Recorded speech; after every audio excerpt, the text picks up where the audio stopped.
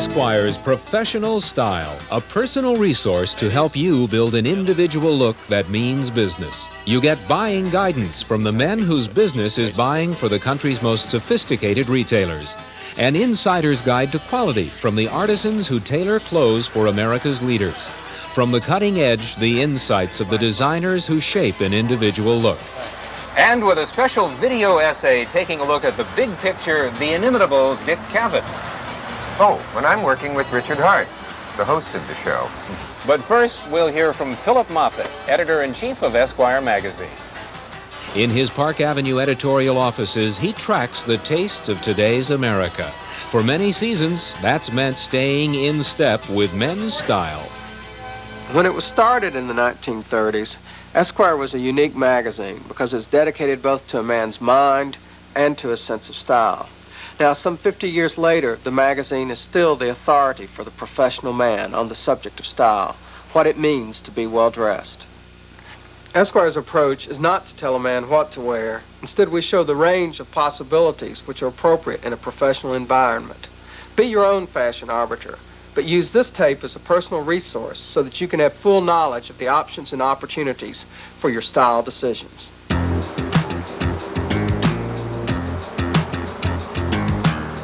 Scanning the morning crunch of Wall Street foot traffic reveals a high percentage of attractive and appropriate suit, shirt, and tie combinations.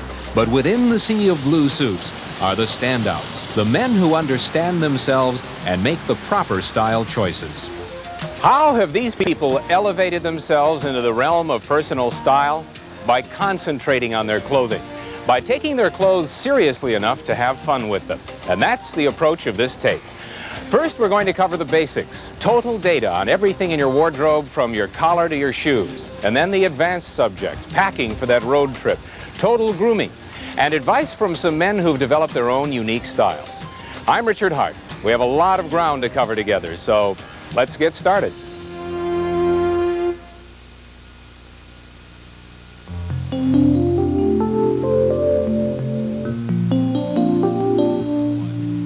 You and your closet collaborate under the worst circumstances. It's early morning, you're half asleep, you're in no mood to go exploring. Remedy this by setting aside some time to study the closet's contents. Your goal is an exact inventory of the items and combinations in your business wardrobe. With clear head and eyes, spend some time to separate the clothes you really wear from the ones that are just in there for bulk. The background spread of items that are hanging around unused, some that are failing the test of time, others worn out years ago. The well-intentioned gift, or your own ill-chosen impulse buys, make up the forest that hides the trees. The worn-outs and never-wears would serve you much better as a tax deduction. Get rid of them. You are now face-to-face with your fashion past and can spot the missing pieces that can make up your fashion future. You now have several blank spaces you can approach as you would any problem in business. Perhaps you weren't aware that Hampton and Pierce has a reputation as one of the driving forces in the advertising industry. Mr. Jameson thought about the clothes he would wear to his job interview this morning. He thought incorrectly. It's Jacobson, sir. I beg your pardon? Jacobson. My name is Jacobson. I see. Is something the matter? No, it's the spot on my tie. Job interviews are one time we all think strategically about clothes because we know we are going to be scrutinized closely. You did notice the spot on my tie, I hope, because... Thank you, Mr. Jameson. We'll be in touch. You should approach every day as though it's an interview because you deal with people of influence every day. Like Mr. Jacobson, you won't get a second chance to make a good first impression. Designer Alexander Julian stresses the imperativeness of projecting the correct image. You are what you eat, but you're not what you wear, is not totally true because we are dealing in our most basic form of visual communication, and you are projecting something whether you choose to or not about what your sort of background, your education, what you're saying about yourself. There are 3 steps to building a wardrobe that projects an image correct for you and the business you're affiliated with. Step 1 is to focus your image. Notice the people you work with, especially those in positions you aspire to. The tone of dress in a company is set at the top. Look to your leaders for specifics. The people who work at IBM and the people who work at Apple share a profession, but not a tone of dress. Dressing varies from company to company and geographical region to geographical region. As editor-in-chief of Simon & Schuster, Michael Korda is keenly aware that image in business is not universal. A lot of people would find the kind of clothes that businessmen wear, say, in Topeka or Omaha, pretty flashy for New York, but they're okay for Topeka or Omaha. Conversely, a guy who comes into a meeting in New York, assuming that he lives in New York and is not from the Midwest or the Southwest, in cowboy boots, one of those polyester suits with stitches all over the place, and a belt buckle made out of silver and turquoise this big, is going to be looked upon as, to put it mildly, eccentric. So it's a little bit a question of where you are. With image focused, it's time to return to your closet for step 2. You want to fill in the blanks with apparel pinpointed to contribute to your new look. Step 2 is to come up with a shopping list. Now, it can be postage stamp sized or run on a bit.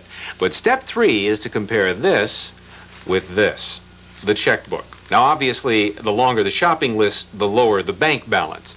But as Jim Guerra, Divisional Marketing Manager for Neiman Marcus, tells us, a good strategy will ensure that money is not just spent on clothing, it's invested.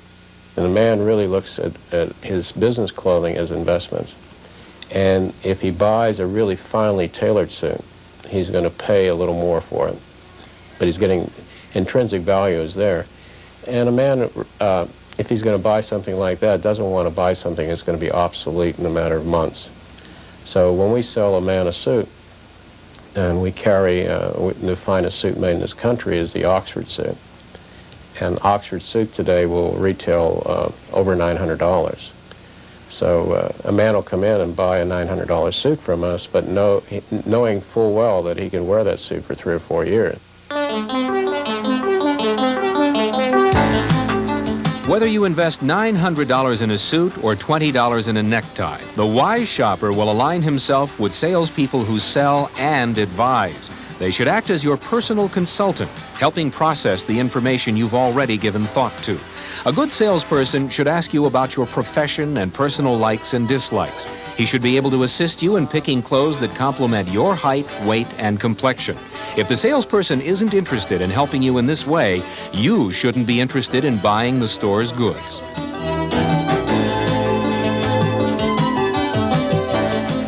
Focus your image.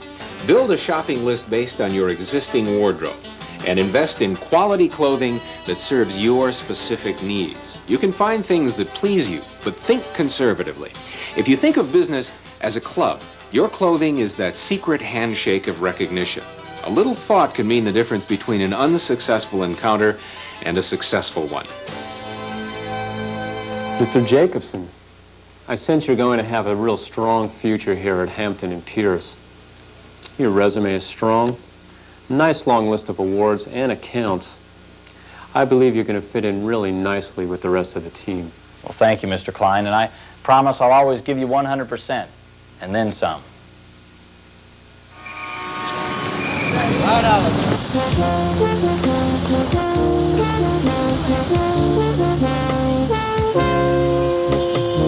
It's a uniform that identifies the wearer as one who works with his head rather than his hands.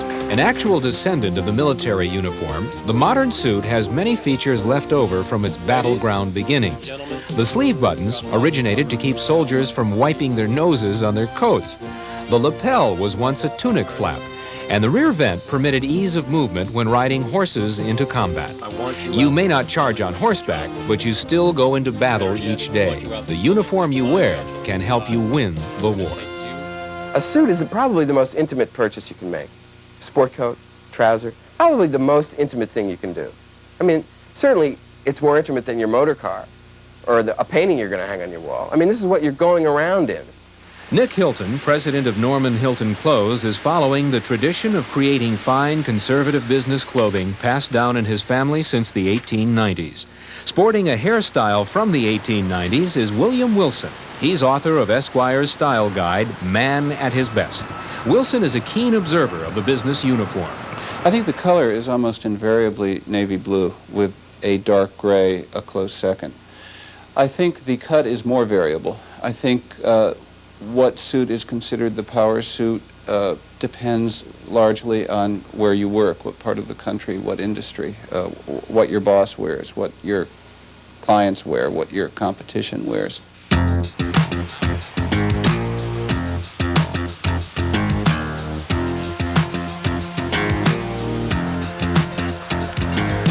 When purchasing a suit, you'll make 4 decisions: the cut, the fabric, the fit, and the color.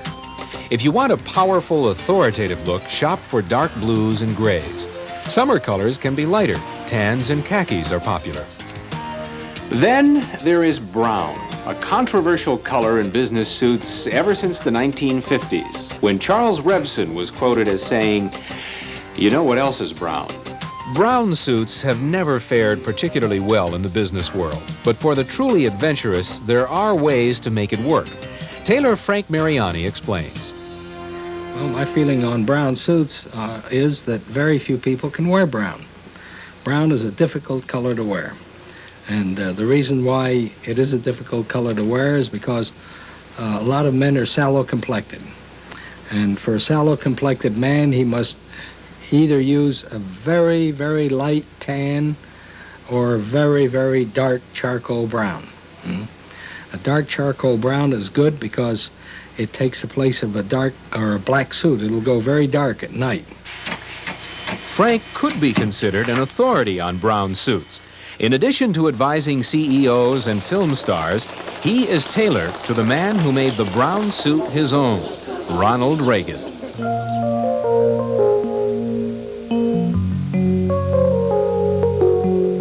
Frank Mariani says it's the oil in the wool that makes it the fabric for suits. It's the secret to the ability of wool to breathe, absorb, and hold its shape.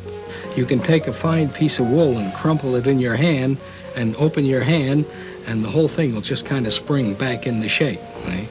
Now and you can also feel, a trained hand, fingers, can feel the oil in a piece of wool.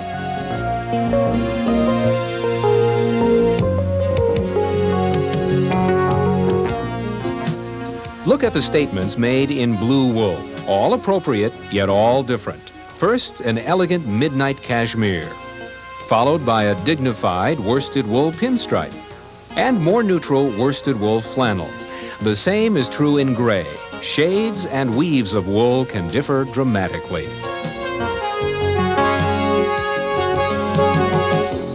If you choose to venture into the risky world of brown, you will have fabric choices like gabardine, mohair, or hopsack, a coarse and loosely woven fabric whose pattern resembles a basket weave.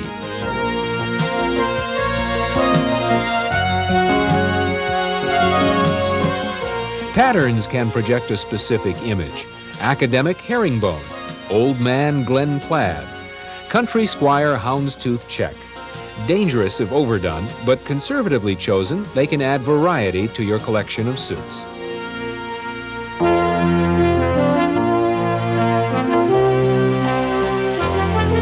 Suits are cut into 3 shapes that tailors call silhouettes. Forgetting color and fabric for a moment, let's examine the shape of the American, British, and European silhouettes.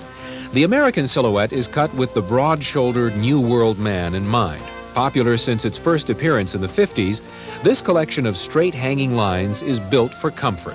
Its trademarks are lightly padded shoulders, full cut, single rear vent, medium width notched lapels, and low armholes. The European cut suit, designed with the body conscious in mind, with the sleek, clean angles of a fine European sports car. The silhouette exaggerates the male form with padded shoulders and tucked waist. The high armholes and general body contouring can constrict the wearer, making the European the least businesslike of the 3 silhouettes. Finally, the elegant British silhouette. Here, the lines don't hide the human form, nor do they exaggerate it. Instead, they follow it. Sometimes called the drape, this suit cut is characterized by the noticeable tuck in the waist, the lightly padded shoulders, the hide side vents, and the distinctive angled pockets. Shopping for suits, you'll discover there are no clear distinctions in silhouettes. The reason? The American man is becoming the center of business fashion. For this reason, you'll find designers beginning to create European silhouettes with looser fit and lower armholes, and American silhouettes with extra body contour. Your last concern is fit. Let's enter a world where a quarter inch can make the difference. When you go to have a suit fitted, wear a suit. Like the people who work for you, salespeople are likely to go the extra inch for a man who arrives already looking good. Wear the shoes you plan to wear with your new suit. This will ensure an exact pant length. Bring along all items you usually carry in your suit pocket and transfer them to the new suit as you are fitted. Even the coins in your pocket can affect the way your suit hangs. Well, a good fitting suit is a suit that shouldn't have too many wrinkles, and it should hit the collar at about a half an inch down. There shouldn't be any breaks in the shoulder line. The shoulders should be reasonably smooth and straight, and it shouldn't have too much of a pull at the button. And of course the length of the sleeve should be fairly correct. Looks great through the shoulders. Here's a quick breakdown on proper lengths. The sleeve should end where your wrist meets your hand, allowing about a half inch of shirt cuff to show. Jacket length is generally correct when your fingers can curl under its hem with your arm at your side. The waist of the trousers should be snug, but not so tight you can't slide your hand between the waistband and your stomach. To cuff or not to cuff? If you want a conservative look, go with a cuff. A cuff should touch the shoe and hang straight all around. The cuff itself should be about 1 1/4 inches. If you desire a more stylish look, it's best to go without a cuff. In that case, the pants should break over the front of the shoe and drop about a half inch in the back. The life of suits can be prolonged by limiting their trips to the cleaners. Dry cleaning removes the oil from the suit fabrics, eventually robbing wool of its natural qualities. Try spot cleaning when practical and dry clean only when necessary. It's a great look, but one great suit won't serve the needs of most businessmen. Once you've found the center of your business wardrobe, the fun can be in working your way out to the fringes.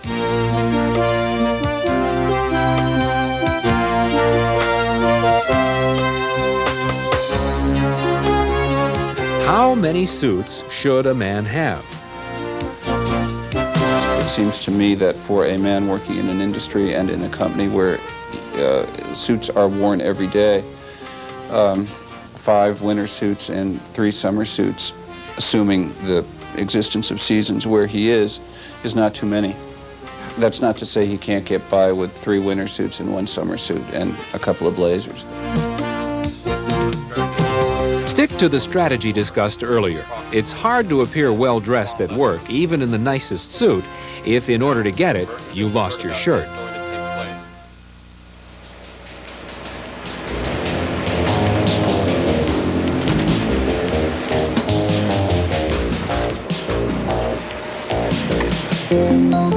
The work world is still awash with white shirts, but the makers of pastels, patterns, and pinstripes are cleaning up as well. A survey at this French laundry ranked pale blue almost neck and neck with white, with light shades of pink, yellow, and gray closing in. Third-generation custom shirt maker Steve Rudy advises shirt shoppers to explore their options. So if a customer comes in right out of college, which we do get very often, says, I need some shirts, I don't have any shirts, I'm starting to build my wardrobe. 2 whites, a cream color, and a blue. Or a white, 2 blues, and a cream color. The cream color, or an ecru, as it's called, can be interchanged with any item. Browns, navy blues. The whites, of course, go with anything, and blue is a standard item in anyone's wardrobe. Keep colors light and patterns small. Combine them with the options of collar cut and fabric to complete the individual look. For comfort and correctness, cotton is the fabric of choice for the businessman. In an Oxford pinpoint weave, it has a rougher texture, usually associated with the button-down collar. Woven as broadcloth, a shirt will have the smooth, shiny look that is appropriate for all, including the most formal business occasions. A man who travels may want to include in his shirt collection a few shirts of cotton blends. They don't breathe or absorb as well as 100% cotton, but they do have the advantage of wrinkling less. Collars and cuffs used to be detachable, bought separately from shirts. The reason? They're the part of the shirt that shows. Take a lesson from your forebears. The collar and cuffs are still the showpieces of the shirt.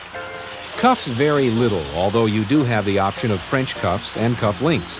It's a dressy alternative, and the kind of thing that, worn regularly, can become a trademark of personal style. They aren't for everybody. They can appear pretentious, and they do take a few extra minutes to deal with each morning.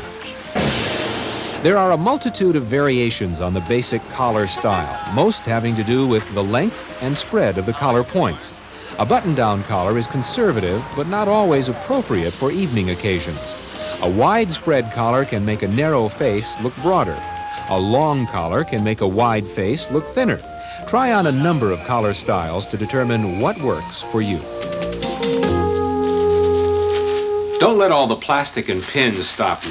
At $60, $80, even $100 a piece, you want to be sure that the fit and look of a shirt is correct. If you have a size 32 or 36 sleeve, you should do just fine in a ready-made shirt. But for individual expression and sheer luxury, you might want to consider the custom shirt. It was once a plaything of the excessively wealthy, but the rising cost of ready-made shirts is making the custom shirt a more practical option. How should you decide whether a custom shirt is for you? Basically, there's two reasons. First of all, it's for style. It's for their own particular style or a style that's not made in the stores. And second reason is for fit. A person may be hard to fit, may have certain peculiarities, one arm shorter than the other or whatever, and then therefore they need to have something made to order.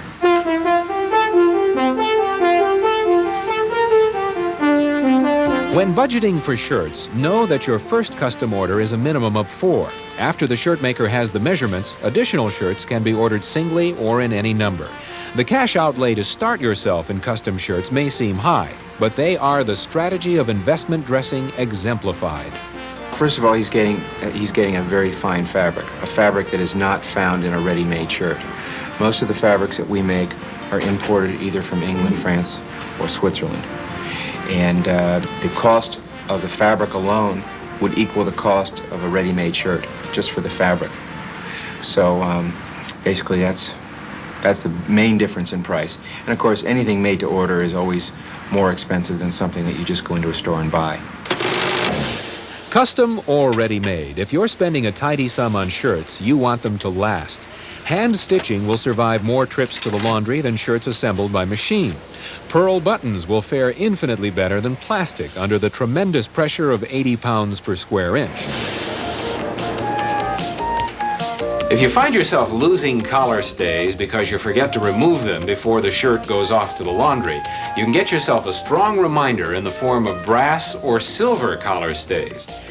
Would you forget these?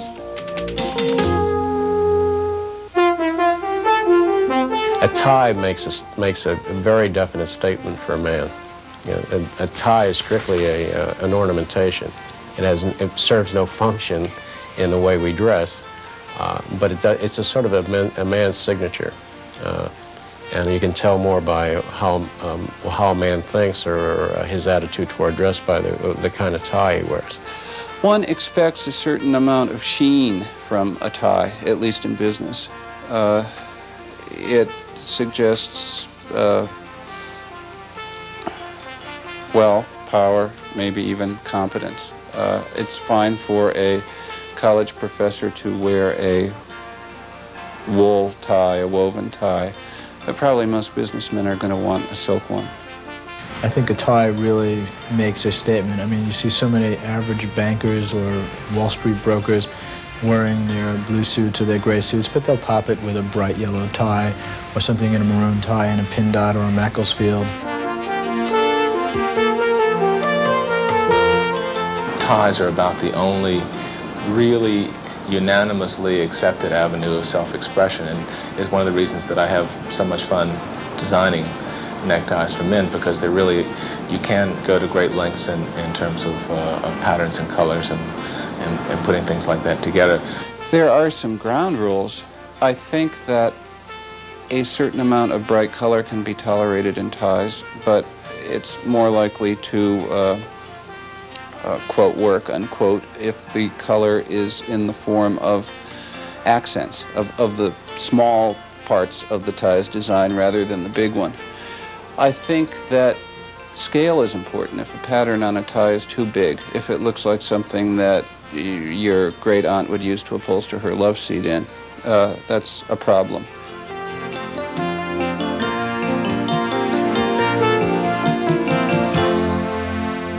Ties come in lengths from 54 to 57 inches, and if you end up with 3 inches too many or too few, it's going to show right here. That's why a 12-year-old boy will look funny when his tie hangs below the belt, or a cartoon character when his hovers above. Your goal is belt level. This is the 4-in-hand, the standard business knot. Feel free to run the tape back and forth a few times to get a good look at this one. Then for a dash of panache at the finish, how about a dimple? Otherwise known as the Wall Street cleavage. This little thumb and forefinger exercise is a good one to know because it makes the tie stand up straight and look fuller. Then there's the bow tie. It's acceptable for business, but I think the bow tie is always going to register as idiosyncratic. I mean, it's the choice of the person who clearly didn't want to wear a regular tie. think carefully about the piece of cloth you hang around your neck. Correctly chosen, it can be both a flag and a passport, identifying you as an individual and gaining you entrance into the inner circles of business. Sometimes you'll see fellas from the neck down to their cuffs in great-looking clothes, tie their knots impeccably, wear pocket squares, wear beautiful shirts, beautiful neckwear, but their shoes are terrible, and shoes are very important. Designer Robert Stock is right. Every shoe tells a story. If it's spiffy, attractive, and well-kept, its tale is that of an owner who is likewise. If it's scuffed, run down, or inappropriate, the song is a sad one of a wearer woefully out of step. Let's take a close look at the repertoire of a well-heeled businessman and then consider the question of upkeep. The Oxford is the standard business shoe. Acceptable in black, deep brown, or light brown, this versatile lace-up style can complement outfits that range from sporty to formal. The stepbrother of the Oxford is the wingtip, named for the extra piece of leather in the shape of a bird's wing that covers the toe. Its original purpose was to protect the vulnerable shoe tip. Today, it's just another style alternative. The wingtip should always be the second pair of dress shoes, as its clunky look is unsuitable for evening occasions. In the last 10 years or so, slip-on shoes have become acceptable at the office, provided they are not overly ornamented or cut too low in front. Casual slip-ons such as penny loafers and moccasins work with sport jacket outfits, but would be eccentric for the businessman in a suit. Even the right shoe has the right look only if properly maintained. Polish new shoes with a rich, thick paste even before you begin to wear them.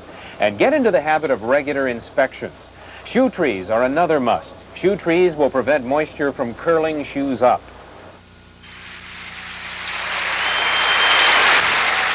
You know, when I heard I was coming here, I said to myself, what a marvelous excuse to wear this coat again.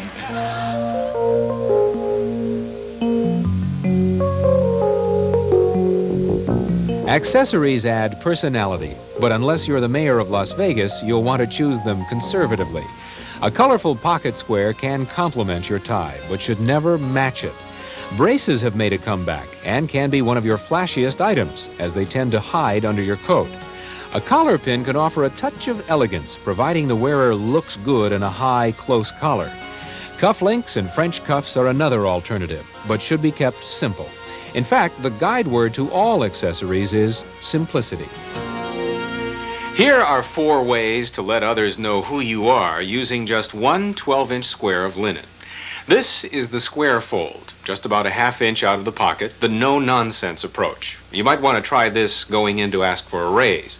Now, if you get the raise and are feeling cocky, how about a loose stuff or loose points?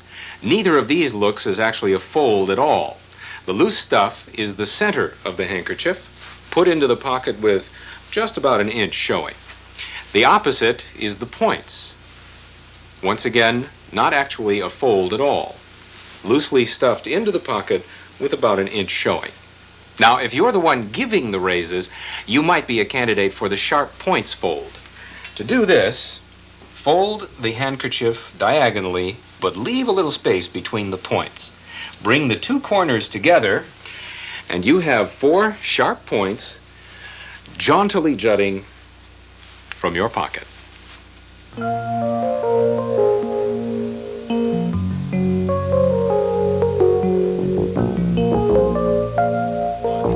Let's study a few accessories you probably never thought of as style items that nonetheless can make a clear statement. Which man projects more authority? Clearly, the man with the smaller briefcase. This thinner style case suggests that you delegate your wash of paperwork to the guys carrying the bigger, clunkier style cases. Skimp on the width, but not on the quality of your briefcase. If the suit is your uniform, the briefcase is your shield. Make another snap judgment. Which one of these men holds the higher position? Most people choose the man wearing the tan overcoat. If you want to vary from tan, try rust or navy. But black looks sinister and is associated with guys who work for collection agencies. One last time, who is more successful? Like briefcases, the watch for business wear is best kept simple and thin. Pick a conservative face and band of metal or dark leather. Let your leisure watch double as a compass, egg timer, and pressure gauge. Your office watch should display 2 things only: time and breeding. Accessories add personality. Just make sure it's your personality. You now have the basics for building a business wardrobe, guidelines for dressing appropriately. You'll now move beyond the basics to the finer points of personal style. Here are our experts. To dress properly, you have to plan it. It's like anything else, and you just can't decide that next week for 5 minutes I'm going to go shopping. Check your wardrobe out, see what you're missing, what do you need to complement it, what are the things that are that you have from last year that you can use again this year, and sometimes you can take the same suit, the same navy suit that you had last year, and by changing the shirts and ties that you put with it, all of a sudden it looks like a new suit. When you work for a large corporation, you should dress somewhat within the corporate standards, which are your classic blue suit or your gray suit. But I also believe if you want to stand out a little bit, you can stand out with your accessories. If you wear a wonderful spread collar shirt, or if you wear a nice tie bar, or again, with your tie. It could be a pocket square. It could be a watch and chain, all the things that go into making people into individuals themselves. A certain kind of socks, a certain kind of suspender, a certain kind of belt. It's only wearing French cuff shirts and having elegant antique cufflinks or something. Those are the kinds of things that can become trademarks and help you to build a certain style. I think a lot of young people make the mistake of going after quantity. They've got like $1,000 to spend on a wardrobe, and they buy 5 suits for $200 each. Well, the 5 suits altogether don't last them a year. If they bought 2 suits for $500 each, the 2 suits may have been the basis of their wardrobe, and they may have then added a 3rd and a 4th and a 5th as time went on, and had clothing that was in style, looked good, didn't need to be taken to the dry cleaners and repressed every time you wore it, that actually fit well and was comfortable. I think people look at a price tag before they actually make up their minds what they want to do. Well, it's enhanced individuality. I mean, you really do have to begin by knowing yourself. I don't think you begin by reading all the fashion magazines or walking through all the stores. I think both of those can be helpful, maybe even vital acts, but only after you've given a little thought to who you are, to what pleases you, to what your position is, to what your obligations are, and to what those around you who are doing the same thing you do on the job choose to do. I mean, one has to cause one's style, one's individuality to jibe with the expectations of the others.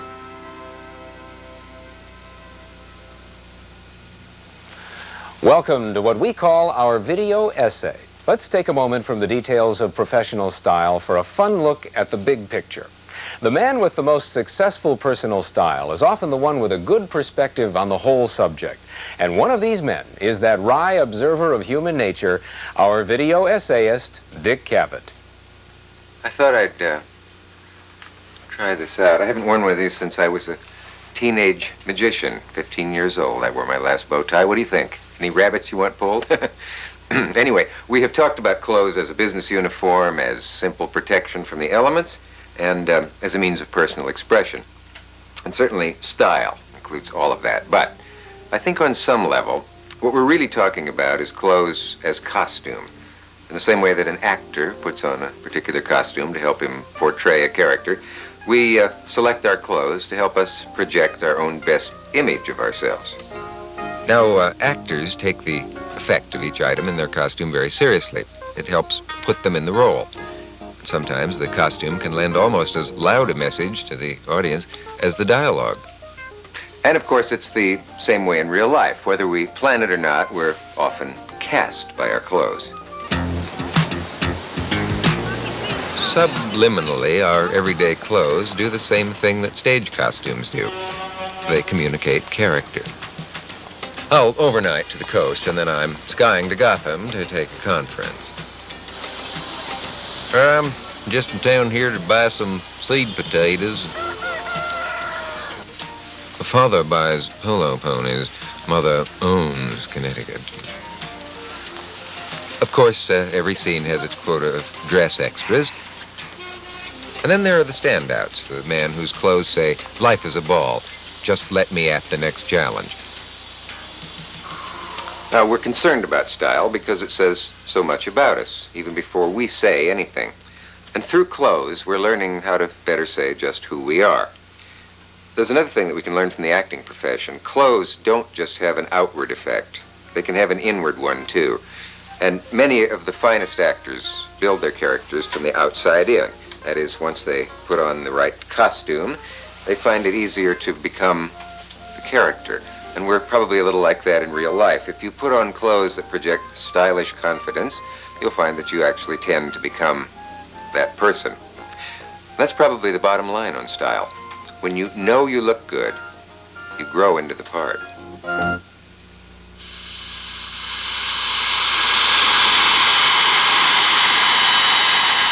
On a 5-day trip, for example, I'll take maybe 5 different ties, because ties are easy to pack, and they can always, just even with the same suit and the same shirt, by just changing the tie, you get a completely different look.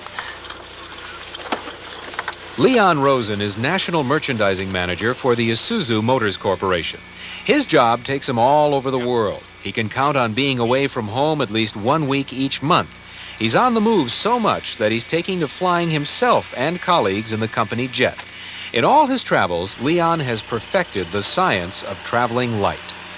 I'll pack basic necessities, like I'll do a basic blue suit. But then what I'll do to change it is I'll bring 2 or 3 different colored shirts and different colored ties, and maybe a blazer with 2 different colored slacks, a light slack and a dark slack. So I can do a lot of interchanging, and saves me the problem of having to carry 3 or 4 extra suits, because I can basically get 4 suits out of 2 that way. So it makes it a lot more useful and more beneficial to go that way. Travel puts constraints on the traveler as well as his luggage. One of the things that I've learned is that, especially on longer flights, it's very uncomfortable to sit in an airplane with a suit on and look fresh when you get off the airplane. So what I do is I typically pack, even if I have to check bags, I'll always carry a little carry-on with me, and I'll bring a toilet kit with me, and what I'll do is I'll bring a jumpsuit or a sweatsuit with me. And as soon as the plane takes off, I'll change into that and hang up my suit and my shirt so it doesn't get wrinkled. And that way I can relax on the airplane, catch up on a lot of reading, which is a good time for me because I'm away from the phones. And then just before the plane lands, I get out of my sweatsuit, fold that up, stick it in the side of the bag, and then put my regular suit on that I brought on board with me, that I wore on board. And then I look fresh without having wrinkled shirts or pants or so forth. A good hotel can have your things cleaned in just one day, so there's no need to pack a whole week's worth of clothing. Here's another tip to help you fight wrinkles on the road. A suit coat can be folded and packed into a standard suitcase without wrinkling by turning the sleeves inside out and folding the jacket over your arm. If it still gets wrinkled on the road, just hang it in the bathroom for a while with the shower running. The steam will relax the fabric and the wrinkles will fall away.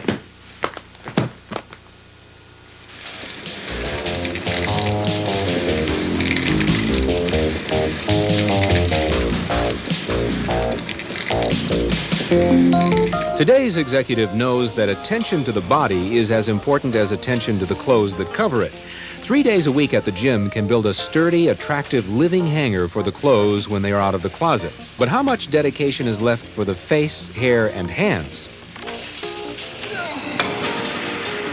For anyone who works in competitive job markets anywhere in the world, being good only qualifies you for the job. There are so many other people in competitive areas that are also good.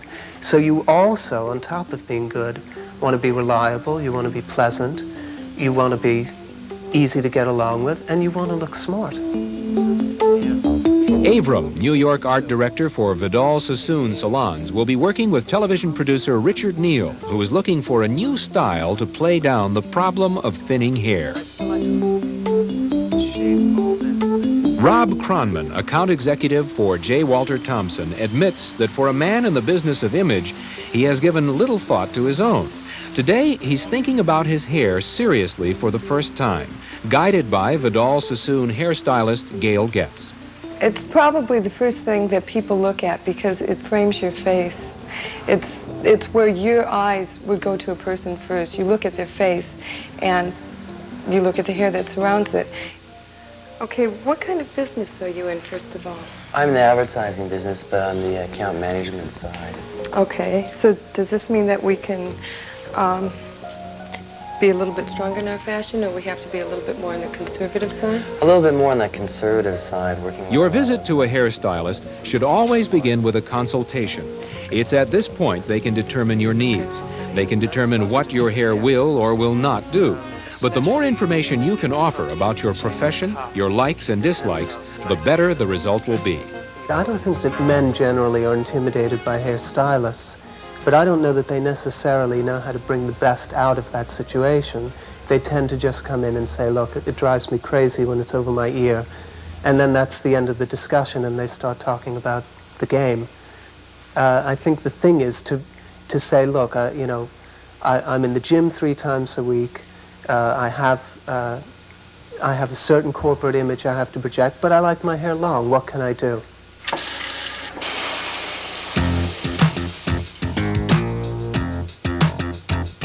Shampooing is the next essential step in styling hair. While the hair is being prepared for the cut, the stylist can further evaluate its qualities. Products such as conditioners and moisturizers may be suggested to improve the look and health of the hair. It's common knowledge that skin benefits from moisturizers, but less well known that hair is subject to the same drying conditions. Make sure that you condition your hair, especially if you're blow drying your hair, because blow drying takes out a lot of moisture in the hair. Smog takes out a lot of moisture in the hair. If you're swimming, chlorine, working out at the gym, showering a couple times a day, you're going to have to put moisture back into the hair. And then it's always good to follow it up with a finishing rinse, which will seal and protect again. And then you can blow dry your hair.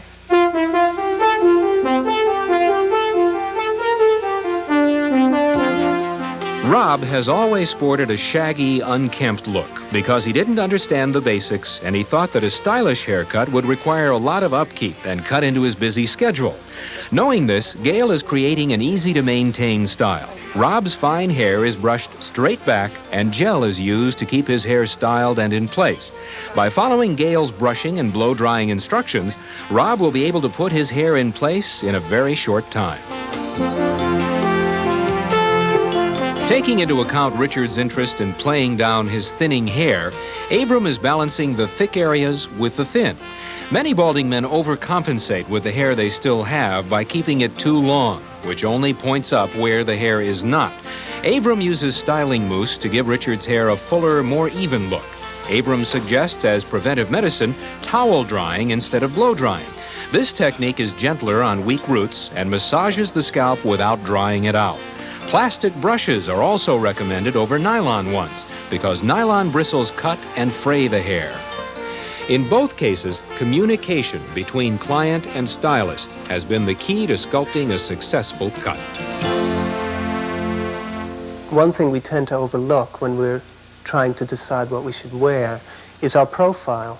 And in fact, most of the world sees you in either three-quarter or profile. Very few encounters are face-to-face the way we are. Consequently, when you look in a mirror, you're only perceiving that one angle. But profile is extremely important, and if there are any deficiencies in a face, it's generally noticed in the profile. Either the chin is protuberant, or the forehead is too far back, or the nose is too strong. It's the profile of the haircut that's extremely important.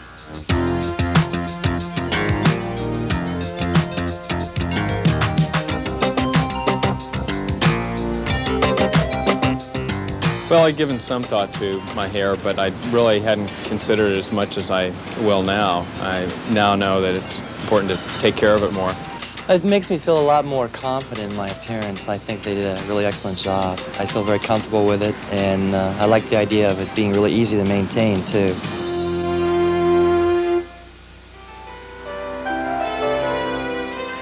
Business at the top, business overseas, business in black tie. In each situation, basic rules of fashion are broken. For formal occasions, they're relaxed for festivity. For continental fashion, they're bent by local custom. And at the top, well, at the top, those guys can do anything they want because they're at the top. Frank Mariani, who has already shown us what the great communicator communicates with his clothes, says that chiefs of business and industry give the same consideration to the image their wardrobe projects. Well, they usually go for the dark conservative suit, the very fine stripes, or the unfinished worsted type. That's the type that looks soft and has a little nap to it. Those suits are great because they don't show the wrinkles so much, and when you take them off and hang them up, everything falls out of them pretty well. And they're ready to go the next day.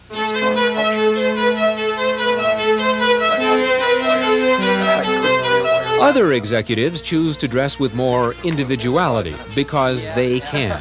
Before copying these looks, check the person at the top of your organization. He or she sets the tone of dress, and the range of tones can be wide. Some of Frank Mariani's most powerful clients seek inconspicuousness above all. I think that they don't want to attract too much attention to their dress. Sometimes people feel that their dress may give away their mood.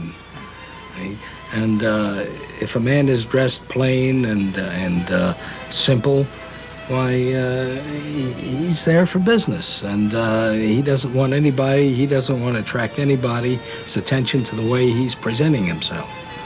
All he wants to do is present what he's about to say or about to do.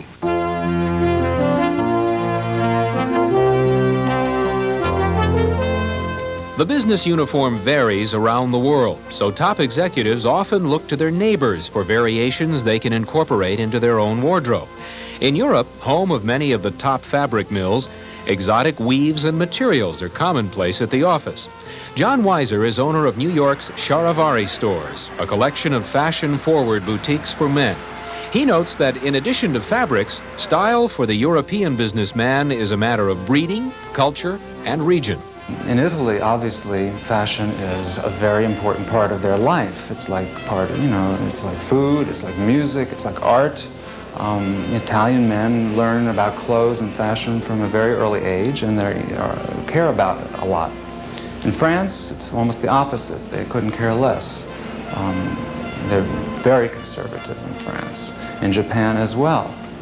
The Japanese businessman and the French businessman are the most conservative in the world.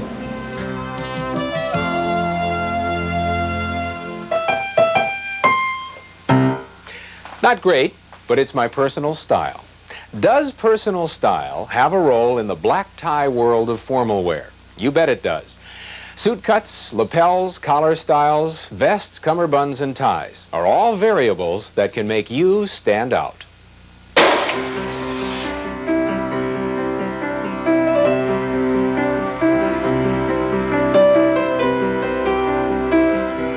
Tuxedos come in all three silhouettes, and the wearer has a choice of shawl collars, peaked or notched lapels. To the basic black suit, you can add a cummerbund or vest. The cummerbund in black or color to match the bow tie, the vest in black or in a different color and pattern that need not match the tie. Shirts are white ivory with pleats. Ruffles and bright colors are best left to accordion players and magic acts. A dramatic alternative can be the winged collar, evoking the glamour of Jay Gatsby and Fred Astaire.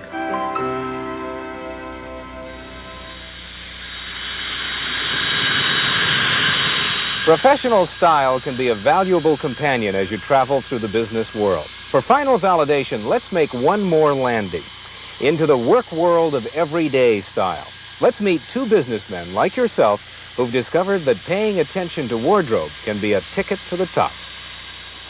Thomas Guba, Senior Vice President at Drexel, Burnham & Lambert, oversees a New York trading desk.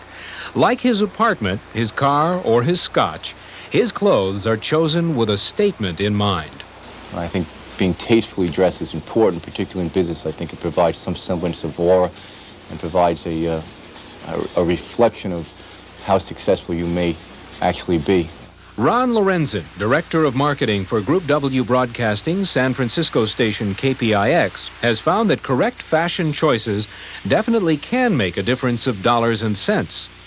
Well, I think it's really important, particularly in the sales business, because you have a number of meetings in which, even beyond cold calls, you have a number of meetings in which you're just spending time with people for the first time. And they have a tendency to draw conclusions about you or to evaluate you or to form opinions of you based on your best 4 minutes, which is the first 4. Even though they reside on opposite ends of the country, both men share similar attitudes and experiences about their workplace wardrobe. Both had fashion mentors, and both use accessories, pocket squares, braces, and French cuffs to add to their personal style. Completing the look for both men is the custom suit and shirt. I find I have trouble fitting into a lot of suits, just from an economic point of view, I find that if you find a good tailor, you can certainly buy a custom-made suit at the same price that you can buy an expensive off-the-rack suit. And it fits better, and I think it's more fashionable, it's more inclined with what you like, and has details on it that may be more appealing to you. Have a large neck relative to, and chest relative to the length of my arms and all, but if I buy a shirt off the rack, I've got enough material really to make 2 shirts. So that's why I like to buy tailored shirts, because they fit nicely, they look well, they're crisp. I think that it's really the only way to go. And in the end, for a tailor-made shirt these days, you're really looking at the same price that you're going to pay for an off-the-rack shirt. Ron Lorenzen and Thomas Guba agree that the payoff for working toward personal style is confidence in the clear message their clothes project. So I think it's helped me in the sense that people take me seriously because I take myself seriously. I think dress is really a statement about yourself. How you look is really a reflection of the kind of person that you are, what you stand for. Being dressed distinctively and maintaining some semblance of style, I think, is an important way. And I think one has to determine that on their own. And that's largely determined in many respects by where you work and the type of work that you do. In the field that I'm in, it's conservative in nature, but you still can be quite distinctive and make a statement and still have conservative clothes.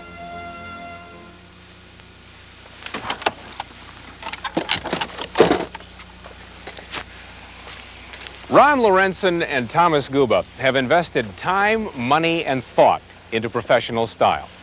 Their competitive look has given them extra confidence that on many occasions has made the business difference. Professional style can do the same for you. I'm Richard Hart. You may not travel by corporate jet yet, but one way to get there is to dress in a way that says you've already arrived.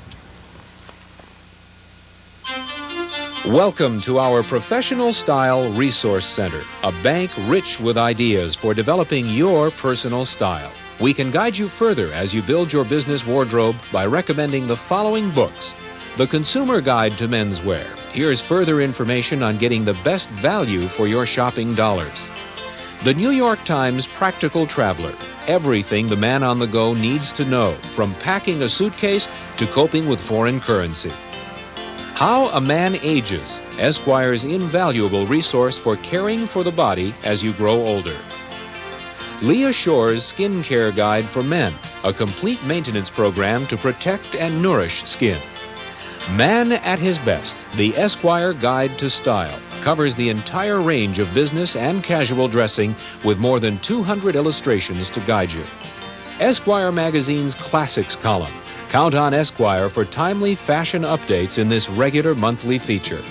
Also, March and September issues of Esquire feature the Esquire Collection, a seasonal preview of men's clothes. Esquire's Ultimate Fitness. This book and videotape feature a complete aerobic workout, as well as the latest information on how to integrate fitness into your busy schedule. You may be familiar with shopping for casual clothes in catalogs, but many of the world's top men's stores also make business wear available by mail. Paul Stewart, a highly reputable New York clothier, publishes a semi-annual catalog featuring the latest Madison Avenue looks. Alfred Dunhill, one of London's top gentlemen's shops, make their line available to you through the mail. Cable car clothiers Robert Kirk Limited. Send $3 for a year of catalogs featuring quality business and casual wear for men and women. And of course, there's the complete Esquire Success Series. Stay on the cutting edge with savvy counsel from America's leading experts in men's fashion, the world of wine, cooking for time-pressed professionals, persuasive speaking, and career strategies. The Esquire Success videotapes are available at major retailers. Write us or call us. We'd like to hear from you.